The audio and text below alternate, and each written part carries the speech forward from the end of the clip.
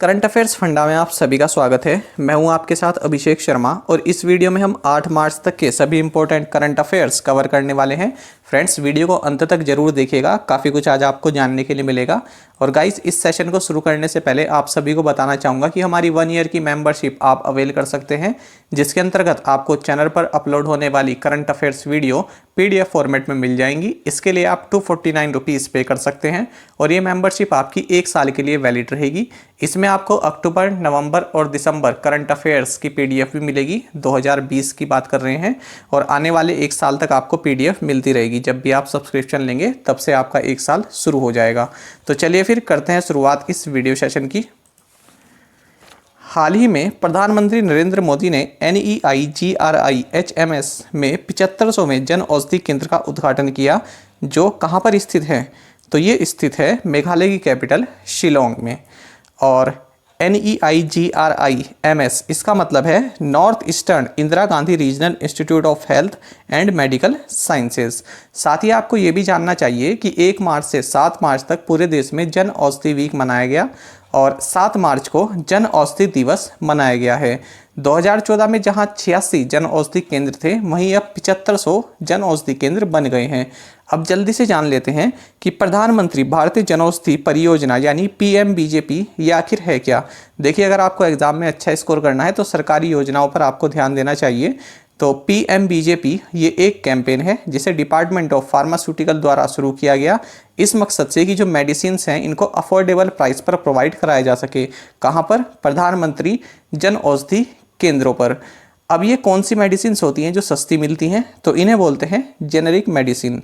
देखिए, branded medicines जो होती हैं जिनके साथ कोई ब्रांड जुड़ा होता है तो वे महंगी आती हैं, लेकिन जेनेरिक मेडिसिन जो होती हैं ये महंगी नहीं आती हैं, ये सस्ती होती हैं, क्योंकि इनके साथ उस तरह के ब्रांडेड मेडिसिन्स नहीं होती हैं जिस तरह की और ब्रांडेड दवाइयाँ आप लेते हैं। तो जितना असर उन ब्रांडेड दवाइयों का होता है उतना ही असर इन जेनेरिक मेडिसिन्स का होता है और ये काफ़ी कम कीमत पर उपलब्ध भी हो जाती हैं। अच्छा, अब बात करते हैं कि ये जो जेनेरिक मेडिसिन्स है ये कौन प्रोवाइड कराता है इन जन औषधि केंद्रों पर? तो ये काम करता है BPPI यानी bureau of pharma public sector undertakings of India. तो ये डिपार्टमेंट ऑफ फार्मास्यूटिकल के अंतर्गत कार्य करता है। ये सभी आपके लिए काफ़ी इंपॉर्टेंट इन्फॉर्मेशन है, इनको आप नोट कर लीजिएगा। आगे बढ़ने से पहले फ्रेंड्स, मैं आपको एक मैसेज दिखाना चाहूँगा। ये कमेंट कल हमारी करंट अफेयर्स वीडियो पर आया है, तो इन्होंने इसमें रमन सिंह जी ने लिखा है कि थैंक्स सर, आपकी वीडियोस की वजह से RBI ग्रेड B में 63 क्वेश्चन किए, वो भी सही। लोग कहते हैं कि उनका करंट अफेयर्स अच्छा है, नो डाउट अच्छा है, बट आपकी भी कम नहीं है जो डेली बेसिस पर कवर करता है। तो ये कह रहे हैं कि आपका करंट अफेयर्स भी काफ़ी अच्छा है अगर डेली फॉलो किया जाए। अच्छा, इस मैसेज में बेस्ट थिंग ये रही है कि इन्होंने हमारे करंट अफेयर्स को हेल्पफुल तो बताया है पर किसी दूसरे सोर्स को बुरा नहीं बताया है। देखिए, जितने भी लोग करंट अफेयर्स यूट्यूब पर पढ़ा रहे हैं सभी मेहनत करते हैं और एस्पिरेंट्स अपने आप इतना समझदार है कि वो जान सकता है कि उसके लिए क्या चीज़ हेल्पफुल है। और इन्होंने ये भी कहा है कि RBI ग्रेड B में इन्होंने 60+ क्वेश्चंस अटैम्प्ट किए हैं, तो हमारी ओर से इन्हें बेस्ट विशेस। अब देखते हैं क्वेश्चन को। लाल चावल यानी रेड राइस की पहली खेप को किस राज्य से संयुक्त राज्य अमेरिका के लिए रवाना किया गया है यानी भेजा गया है? तो ये भेजा गया है आसाम से। काफ़ी इंपॉर्टेंट क्वेश्चन है। तो इसमें आपको ये जानना चाहिए कि जो ये रेड राइस है ये आयरन रिच रेड राइस है और आसाम की ब्रह्मपुत्र वैली में ये ग्रो किया जाता है और इसमें कोई भी केमिकल फर्टिलाइज़र का यूज़ नहीं किया जाता है। साथ ही इस राइस वैरायटी को बोलते हैं बाओ धान और आसामीज़ फूड से ये काफ़ी जुड़ा हुआ है। ठीक है, उनकी जो है खाने की प्रवृत्ति में है ये राइस। साथ ही आपको ये भी जानना चाहिए कि LT फूड्स ये जो कंपनी है ये राइस एक्सपोर्टर है और यहीं से इस राइस को जो है ख़रीदा गया है और उसके बाद इसको निर्यात किया गया है। और साथ ही आपको ये भी जानना चाहिए अपेडा। इससे फ्रेंड्स क्वेश्चन बन जाता है। एक तो आपको इसकी फुल फॉर्म जाननी चाहिए कि agricultural and processed food products export. तो ये जो है ministry of commerce and industry के तहत आती है और जो भी भारत का एक्सपोर्ट ट्रेड है उसको प्रमोशन के लिए, उसको प्रमोट करने का ये कार्य करती है। आगे बढ़ते हैं। इजराइल में नियुक्त UAE यानी संयुक्त अरब अमीरात के पहले राजदूत का नाम बताइए। तो इनका नाम है मोहम्मद महमूद अल खाजा। तो देखिए, संयुक्त अरब अमीरात ने इजराइल में पहली बार अपने एम्बेसडर को नियुक्त किया है और इनका नाम है मोहम्मद महमूद अल खाजा और इजराइल के प्रेसिडेंट रियोविन रिवलिन ने इनका स्वागत किया है, इन्हें रिसीव किया है। आपको बता दें कि अब्राहम अकॉर्ड के तहत जो सऊदी अरब है ये पहला देश बना है जिसने इजराइल के साथ डिप्लोमेटिक रिलेशंस नॉर्मलाइज किए हैं। किसके तहत? अब्राहम अकॉर्ड्स के तहत। और ये जो है, जो यूएई है, संयुक्त अरब अमीरात जो है, ये इजिप्ट एंड जॉर्डन के बाद तीसरा अरब देश है जिसने इजराइल के साथ अपने संबंध नॉर्मलाइज किए हैं। और इसके बाद फिर बहरीन, मोरक्को एंड सूडान भी अब्राहम अकॉर्ड को ज्वाइन कर चुके हैं। तो अब्राहम अकॉर्ड का मतलब क्या है कि जो भी ये अरब देश जो हैं, ये किसी अरब देश या फिर और कोई कंट्री जो भी इजराइल के साथ अपने रिलेशंस नॉर्मलाइज कर रहा है तो उससे रिलेटेड है अब्राहम अकॉर्ड।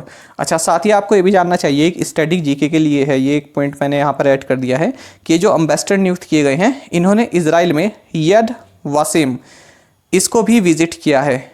ठीक है, इस मेमोरियल को विजिट किया है। तो ये क्या है? ये इजराइल का नेशनल होलोकॉस्ट मेमोरियल है। अब ये होलोकॉस्ट का मतलब क्या है? देखिए, जब सेकंड वर्ल्ड वॉर हुआ था तो उसमें नाजी जर्मनी द्वारा यूरोपियन ज्यूज का नरसंहार कर दिया गया था। ठीक है, उनकी मानव हत्या जिसे जेनोसाइड बोलते हैं ये कर दिया गया था। तो कई लोग उसमें जो है मार दिए गए थे। तो उन्हीं की याद में ये मेमोरियल बना है, ये आप देख सकते हैं। तो ये जो भी फोटो है ये उन लोगों की है जिनका नरसंहार कर दिया गया था। तो ये नाम याद रखेंगे आप, यद वासिम। ये कहाँ पर है? इजराइल में। आगे बढ़ते हैं। राष्ट्रपति रामनाथ कोविंद ने किस राज्य में सिंगौरगढ़ किले के विकास की आधारशिला रखी है? तो ये रखी है इन्होंने मध्य प्रदेश में। तो ये है सिंगौरगढ़ फोर्ट। आप देख सकते हैं हालत बिल्कुल सही नहीं है इसकी। तो अब इसके जो है इसको डेवलप किया जाए, इसको रिनोवेट किया जाएगा अच्छे से। तो इसी की आधारशिला यहाँ पर रखी गई है। और ये महाराजा संग्राम शाह और रानी दुर्गावती से एसोसिएटेड है। हाल ही में आईटीबीपी ने अटल सुरंग सुरक्षा पर तैनात हिमाचल प्रदेश पुलिस कर्मियों को SCME सौंपे हैं। तो SCME में M का क्या मतलब है? तो यहाँ पर M का मतलब है माउंटेनियरिंग। और अगर हम पूरी टर्म की बात करें, SCME की अगर बात करें तो इसका मतलब होता है special clothing and mountaineering equipment, यानी एक्सट्रीम कोल्ड कंडीशन में यूज़ किए जाने वाले स्पेशल क्लोथ्स बने हैं और कुछ माउंटेन पर यूज़ होने वाले इक्विपमेंट्स भी हैं। तो इनका पूरा सेट 60 सेट्स इनका जो है हिमाचल प्रदेश पुलिस को प्रोवाइड कराया गया है। और साथ ही आपको बता दें, अगर हम अटल टनल की बात करें तो ये जो है लेह मनाली हाईवे पर हिमालय की ईस्टर्न पीर पांजल रेंज के रोहतांग पास के अंडर से गुजरती है। और 10,000 फीट की हाइट पर ये वर्ल्ड की लॉन्गेस्ट टनल है और इसकी लेंथ है 9.02 किलोमीटर्स। और ये प्रधानमंत्री, जो हमारे पूर्व प्रधानमंत्री हैं लेट अटल बिहारी वाजपेयी जी, उनके नाम पर रखी गई है। रोहतांग टनल भी इसको बोला जाता है। भारत के सबसे बड़े किडनी डायलिसिस अस्पताल का उद्घाटन किस स्थान पर किया गया? ऑप्शंस आपके सामने हैं और करेक्ट आंसर होगा ऑप्शन ए, बाला साहिब गुरुद्वारा। और ये बाला साहिब गुरुद्वारा कहाँ पर है? दिल्ली में। और किसके द्वारा ओपन किया गया है? दिल्ली सिख गुरुद्वारा मैनेजमेंट कमेटी के द्वारा। और इस हॉस्पिटल का नाम क्या है? Guru Harikrishna institute of medical sciences and research kidney dialysis hospital. आगे बढ़ते हैं। नई दिल्ली विश्व पुस्तक मेला 2021 का थीम क्या रहा है? इसका विषय क्या रहा है? ऑप्शंस आपके सामने हैं और करेक्ट आंसर होगा option D, national education policy 2020। तो थीम इसका भी आपके लिए काफ़ी इंपॉर्टेंट है। और इसको वर्चुअली इनोग्रेट किया है रमेश पोखरियाल निशंक, जो कि हमारे एजुकेशन मिनिस्टर हैं।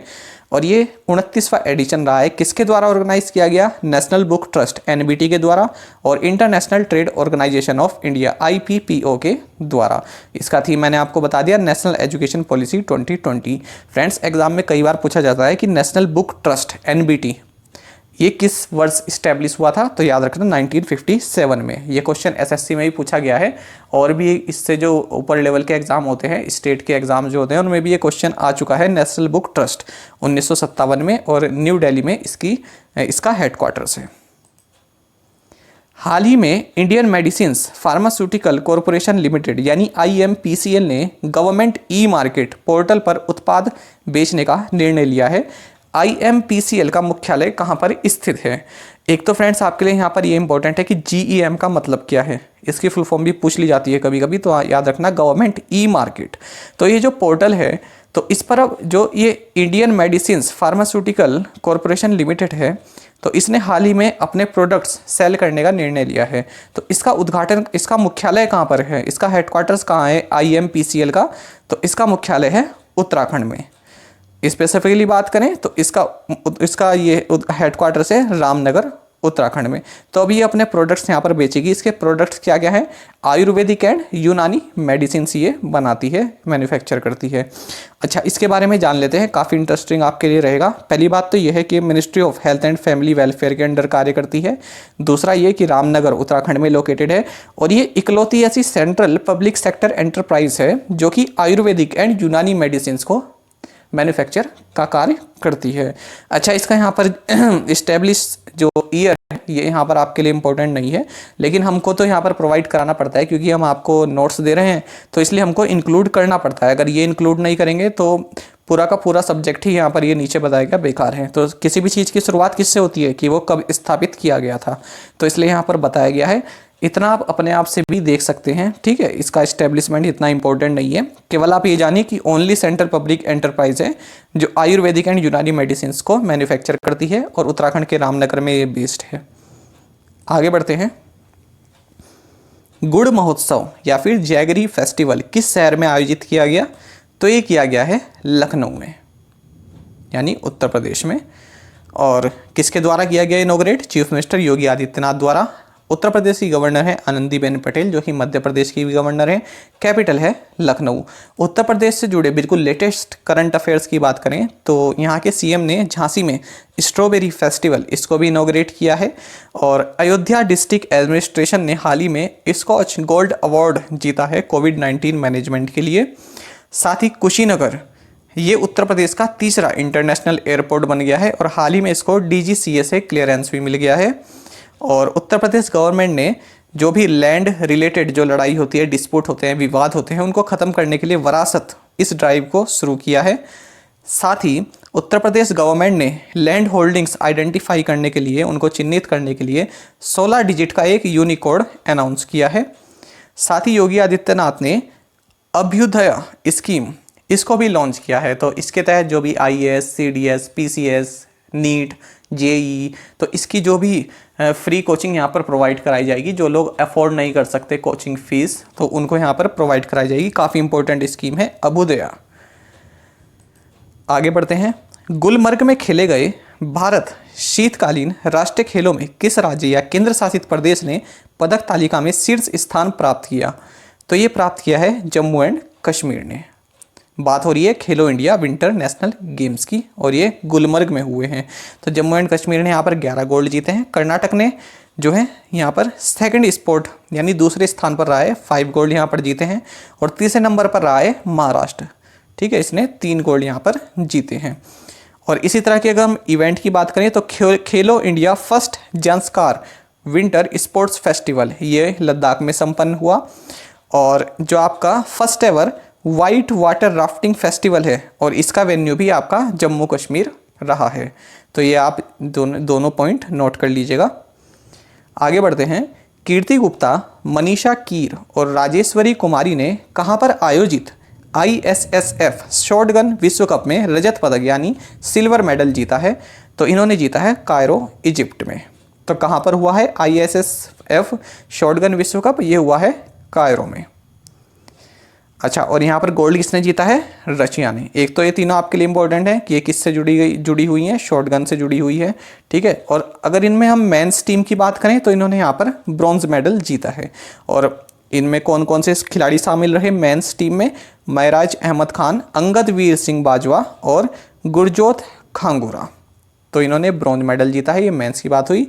और ये हो गई आपकी विमेंस की बात, तो इन्होंने सिल्वर मेडल जीता है।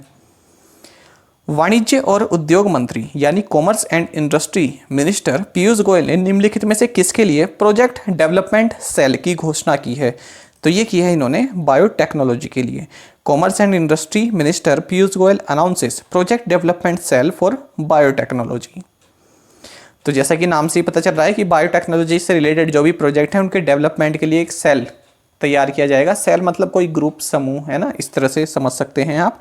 अच्छा, इन्होंने साथ ही में इंडियन बायो इकोनॉमी रिपोर्ट इसको भी लॉन्च किया है। तो ये किसके द्वारा रिलीज़ की गई, ABLE के द्वारा। और biotech investment potential for Indian status report ये IFC के द्वारा रिलीज़ की गई। आपको ये भी जानना चाहिए कि डिपार्टमेंट ऑफ बायोटेक्नोलॉजी ये ministry of science and technology के अंतर्गत आता है और इसकी सेक्रेटरी हैं, डिपार्टमेंट ऑफ बायोटेक्नोलॉजी की सेक्रेटरी हैं डॉक्टर रेणु स्वरूप। साथ ही आपको ये भी जानना चाहिए कि बायोटेक्नोलॉजी इस शब्द का सबसे पहले उपयोग 1919 में कार्ल एरिकी द्वारा किया गया था। किस इंडस्ट्री से जुड़े हुए हैं ये अभिनेता जिनका हाल ही में निधन हो गया? इनका नाम है श्रीकांत मोगे। तो ये जो है मराठी एक्टर रहे हैं, मराठी फिल्म इंडस्ट्री से ये जुड़े रहे और इनका हाल ही में निधन हो गया। अब देखते हैं प्रीवियस असाइनमेंट क्वेश्चंस के आंसर। कीथम लेक या सूर सरोवर is located in which state? तो ये उत्तर प्रदेश में है, आगरा से आउटसाइड में है थोड़ा। Van Vihar national park is in which state? Madhya Pradesh. Stefan Lofven is the prime minister of which country? Sweden. Gairsain is declared as the third mandal of which state? Uttarakhand. और बाकी के 2 मंडल हैं, कुमाऊं मंडल और गढ़वाल मंडल। और इसमें जो है ये डिस्ट्रिक्ट शामिल किए गए हैं जो गढ़वाल मंडल बनाया गया है, अल्मोड़ा, बागेश्वर, रुद्रप्रयाग एंड चमोली। और साथ ही आपको भी जानना चाहिए कि गैरसैंण जो है ये उत्तराखंड की समर कैपिटल है और विंटर कैपिटल है Dehradun.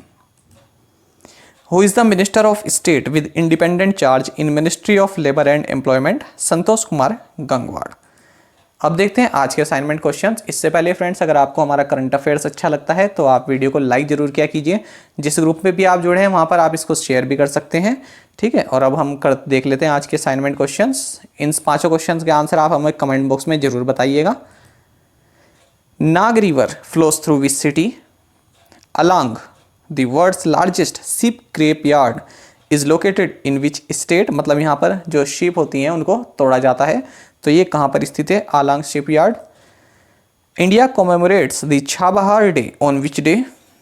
Education minister Ramesh Pokhriyal Nishank announced opening of 2 new केंद्रीय विद्यालयास in which states? Name the principal scientific advisor to government of India who recently launched स्वच्छता सारथी फेलोशिप।